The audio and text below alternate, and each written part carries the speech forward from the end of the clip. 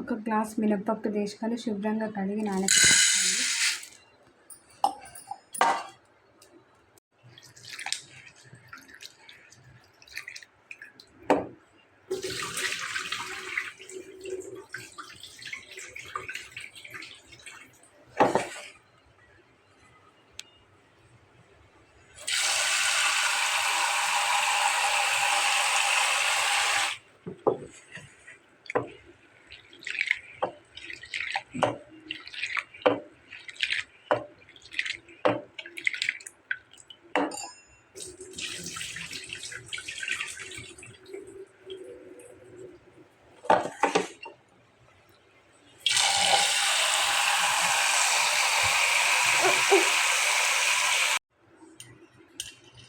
శుభ్రంగా ఇలా కడిగేసుకున్న తర్వాత 8 నుంచి 10 గంటల వరకు నానబెట్టుకోండి. మూత పెట్టుకొని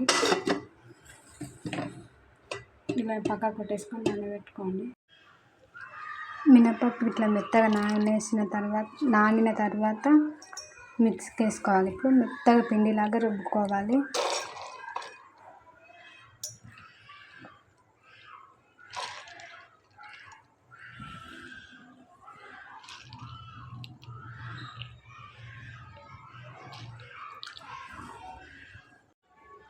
పిండి ఇలా మెత్తగా రుబ్బేసుకోండి. ఎక్కడ మీకు పలుకులు తగలకుండా మెత్తగా రుబ్బేసుకోండి. ఇలా పిండి మొత్తం మిక్సీ కట్టేసుకొని ఇలా ఒక గిన్నెలకు వేసుకొని మూత పెట్టి పక్కన పెట్టేసుకుందాము. తోటకూర 2 కట్టలు తీసుకొని ఇలా శుభ్రంగా కడిగి పెట్టేసుకున్నానండి. ఇప్పుడు మినప్పిండిలోని ఈ కడుక్కున్న తోటకూర వేసుకోండి.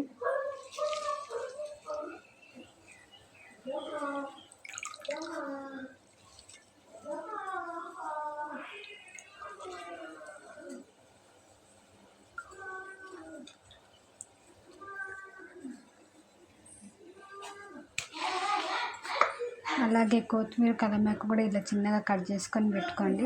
ఇది కూడా ఇందులో వేసుకోండి.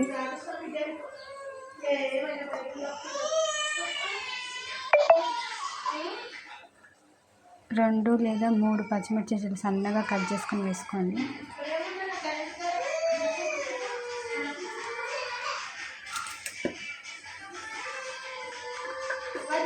అలాగే ఆనియన్ కూడా ఇలా చిన్న ముక్కలుగా కట్ చేసుకొని వేసుకోండి.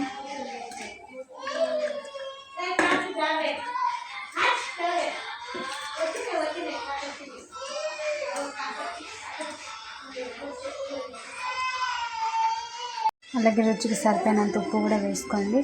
మీరు జీలకర్ర కూడా వేసుకోండి, రుచి బాగుంటుంది. నా దగ్గర లేదు కాబట్టి నేను వేసుకోవడం లేదు. ఒకసారి బాగా కలిపేసుకుంటాను మొత్తాన్ని.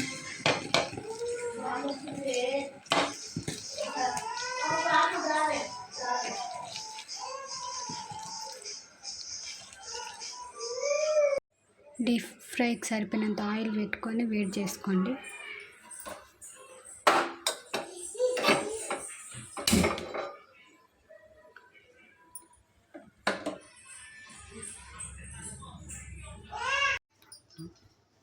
పని చేస్తున్నట్టు యాక్టింగ్ చేసి నెంబర్ వన్ కోడలు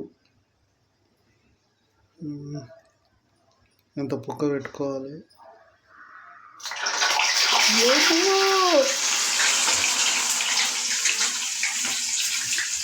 ఇట్లా వేసుకోవాలి. సంకన ఆగిపోతుంది జీవితం.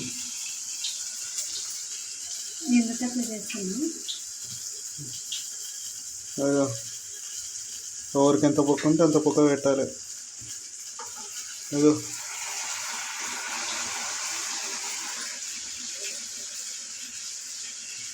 చాలా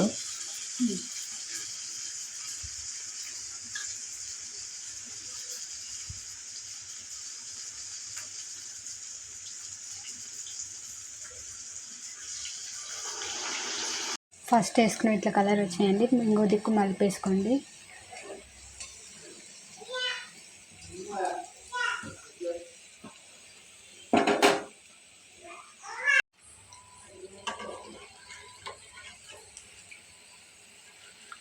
ఇలా మంచిగా వేగిన తర్వాత తీసేసుకోండి. ఇలా